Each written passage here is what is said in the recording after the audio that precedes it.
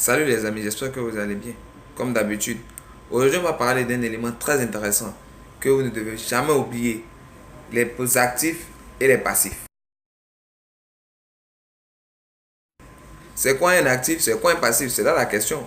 On se pose la question mais on ne comprend pas. Qu'est-ce qu'un passif? Qu'est-ce qu'un actif alors?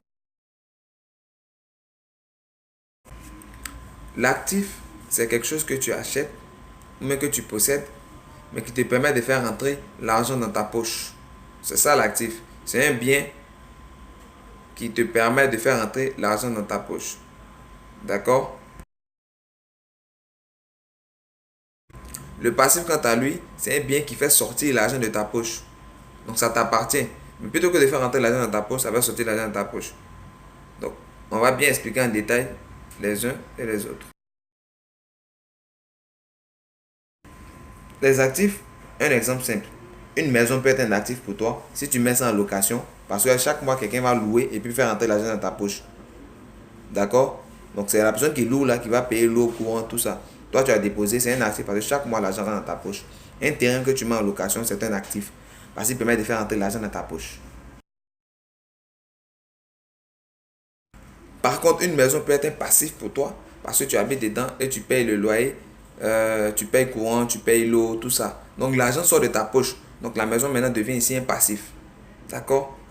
Et le terrain, si tu le payes, qu'il est toujours là, que tu n'as rien construit dessus et que chaque fois tu dois faire un entretien, payer des manœuvres pour pouvoir enlever les herbes pour que le terrain soit toujours propre, pour ne pas qu'il y ait des personnes qui viennent faire n'importe quoi sur ton terrain, protéger ton terrain, donc payer un vigile pour surveiller. Tout ça, ce sont des passifs parce que l'argent sort de ta poche. L'objectif de cette vidéo, c'est de vous faire comprendre que vous devez vous concentrer sur vos actifs plutôt que sur vos passifs. Les actifs vont vous permettre d'avoir de l'argent à tout moment pour pouvoir investir dans d'autres choses que vous souhaiteriez faire. Alors que les passifs vont faire sortir l'argent toujours de votre poche. C'est comme quelqu'un qui a un véhicule. Tu as ton activité principale qui ne te demande pas d'avoir forcément une voiture. Tu achètes une voiture juste pour le luxe, ça devient passif pour toi. Parce que chaque mois, tu dois mettre carburant là-dedans. Tu dois t'arranger pour que la voiture soit propre, donc envoyée au lavage. Tu dois faire la révision, payer tout ce qu'il faut pour les papiers de la voiture. Donc, ce sont des passifs.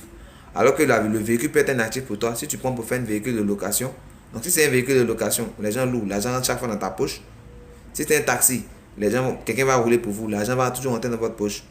Vous enlevez les charges entretien du véhicule, le reste sont des bénéfices, vous payez votre employé, chaque mois vous avez de l'argent.